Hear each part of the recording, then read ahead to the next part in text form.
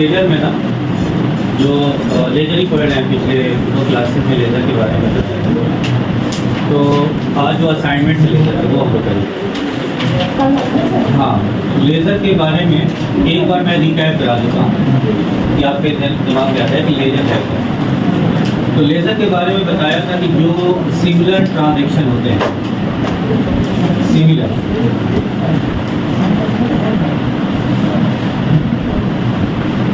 are recorded in one account। ये समझ में आया कि जो एक जैसे लेन देन हुए ना, एक जैसे, वो सब एक अकाउंट में आ जाए। जैसे सेल्स है, सेल्स अकाउंट और एक परचेज अकाउंट है। तो ये 2 अकाउंट्स हैं और दोनों अकाउंट्स को आप लेजर बोल सकते हैं। ये सेल्स का लेजर है और ये परचेज का लेजर है। अगर सेल्स हम मान लेते हैं कि 100 ट्रांजेक्शन हुए, 100, और परचेज में 80, तो जो 80 ट्रांजेक्शन है ना वो एक ही लेजर में रहेंगे। कौन से? परचेज वाले। मतलब जितनी भी परचेज की एंट्री है ना वो आपको एक जगह मिल जाएगी। कहाँ पर? Purchase account. परचेज अकाउंट मतलब परचेज का लेजर अकाउंट जो है ना वो लेजर है। और अगर आपको सेल्स के बारे में जानना हो तो सेल्स का लेजर ओपन करेंगे तो उसमें आपको ना 1 से लेके 100 अब तक जितने भी सेल्स से रिलेटेड एंट्रीज हुई सब मिल जाएगा। दूसरी महत्वपूर्ण बात क्या है लेजर की? लेजर में 2 साइड होते हैं। There are 2 sides. एक होता है डेबिट साइड जो लेफ्ट साइड में होता है, और एक होता है क्रेडिट साइड जो राइट साइड में होता है। तीसरी महत्वपूर्ण बात क्या है कि देयर आर 8 कॉलम्स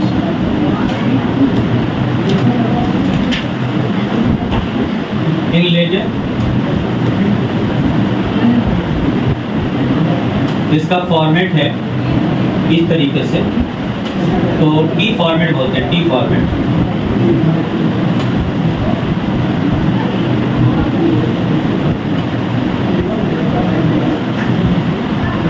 ये आप काउंट करेंगे तो 8 हैं। तो ये जो 4 हैं ये डेबिट साइड है, यहाँ से यहाँ तक, और ये आपका क्रेडिट साइड। तो 2 साइड्स हैं और कॉलम 1 2 3 4 1 2 3 4 8 कॉलम्स हैं।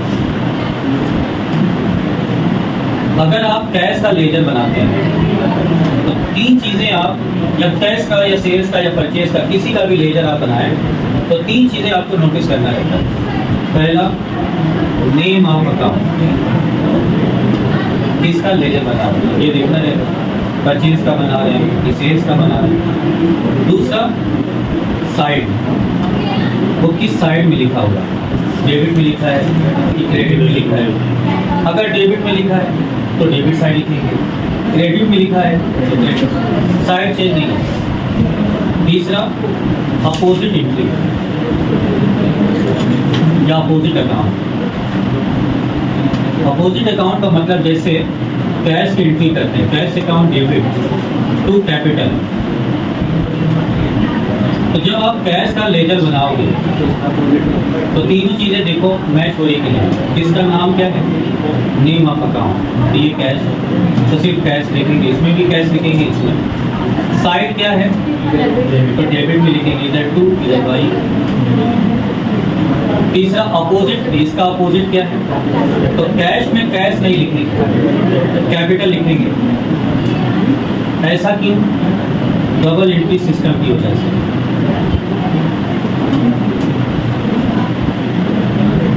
अगर हम ये लिख दें कि कैश में कैश, तो कैसे पता चलेगा कि पैसा आया कहाँ से है?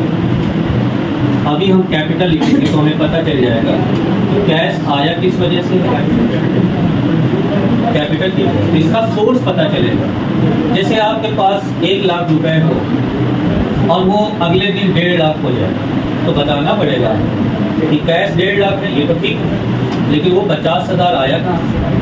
तो आपको बताना पड़ेगा कि सेल्स हुआ था 50,000। यानी सोर्स आपको क्या करना पड़ेगा? बताना पड़ेगा। साइड नहीं चेंज हो रहा है, साइड वही है, कैश डेबिट में है तो डेबिट ही में लिखा है, बट सोर्स बताना पड़ रहा है कि कहाँ से वो आया है।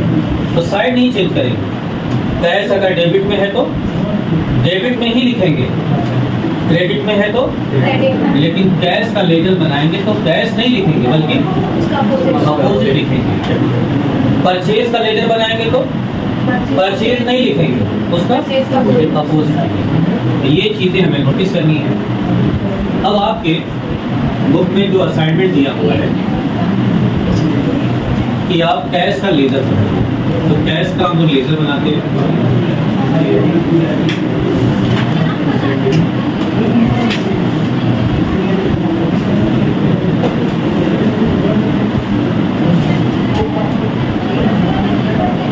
आप यहाँ पे लिखेंगे डेट, फिर पार्टिकुलर, फिर आप यहाँ क्या लिखेंगे JF, फिर अमाउंट, फिर रिपीट कर देंगे डेट। JF सर, JF का मतलब क्या J मतलब जर्नल और F मतलब फोलियो। एक और कोई बताए थे ना JF के जगह L मतलब लेजर, F मतलब फोलियो। ये तब होता था जब हम लोग जर्नल बनाते थे। जी, तो जर्नल में क्या लिखते थे LF, और लेजर में क्या लिखते हैं। ये रेफरेंस नंबर है कि ये जो एंट्री है वो जर्नल के किस पेज पर है।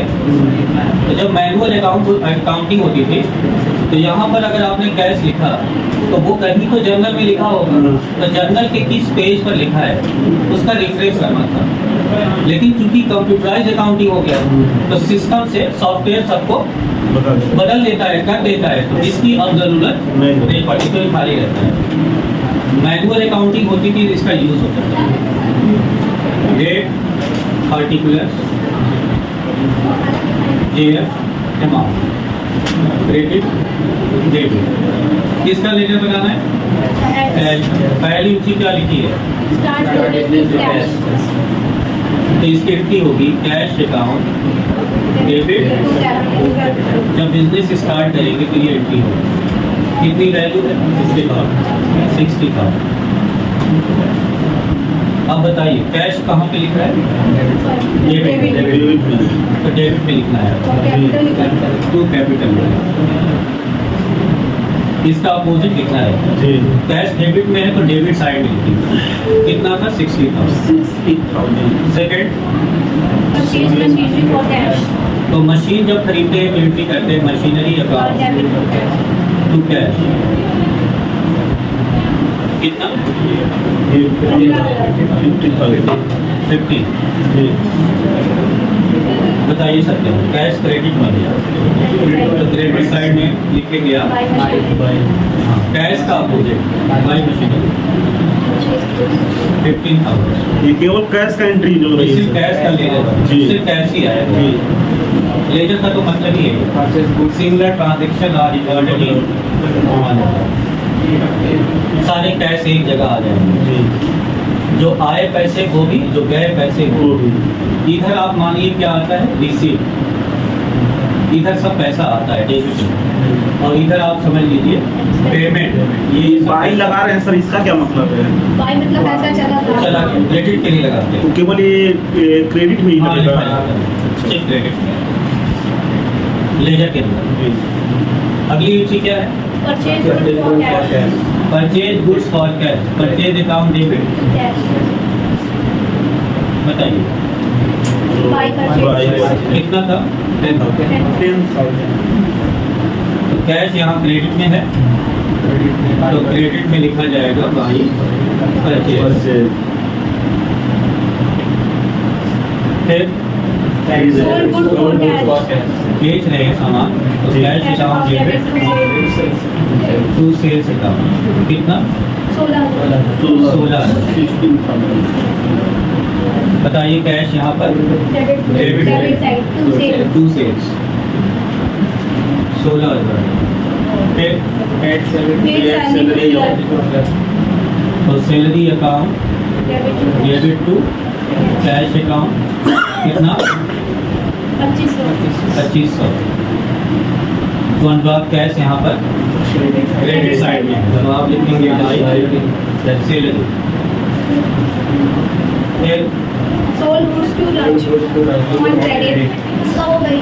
हाँ, राजीव को सेल करेंगे, उधार है ना, तो राजीव डेबिट.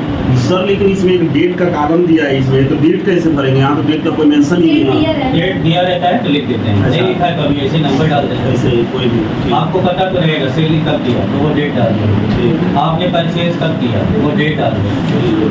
तो राजीव को सेल्स किया कितने का? 5,000. और हम लोग लेजर किसका बना रहे हैं? Cash का. इसमें कैश है ही नहीं. इसके एंट्री मतलब इसको लेजर में नहीं दिखा है. क्या होना चाहिए उसमें? कैश होना चाहिए, क्योंकि कैश का लेजर बना है, उसे छोड़ देंगे. फिर next Receive commission in cash. Commission मिल रहा है तो cash account debit to commission. कितना? 8,000. किधर दिखेंगे इसे? The debit side. Debit side to commission. फिर Receive cash from Raju. Raju से पैसा मिल रहा है तो cash account Debit to Raju कितना? 3,000. 3,000. तो इसी का इसमें कहाँ लिखेंगे? Debit side. डेबिट साइड में आप लिखेंगे to to Raju. Raju. 3,000 cash debit में है. फिर Payment by check. रेट का पेमेंट है तो रेट डेबिट हो जाएगा. To bank. बैंक. अब इसमें आशीष कैश नहीं है, छोड़ देंगे, लिखेंगे कैश होना चाहिए. Cash deposit. बैंक में पैसा जमा करेंगे जी तो bank account debit to cash. Cash यहाँ क्रेडिट में है जी तो क्रेडिट में लिखिए. क्या लिखेंगे? Bank by bank. By bank. फिर नेक्स्ट टोटल क्या लीजिए? 60, 70, 80,000 है ये. तो जितना डेबिट का टोटल होगा ठीक उसके सामने 80,000 ये भी लिखना होगा. अब ये जोड़ेंगे तो 25, 4, 29 की 31,500 इसमें से माइनस हो जाएगा.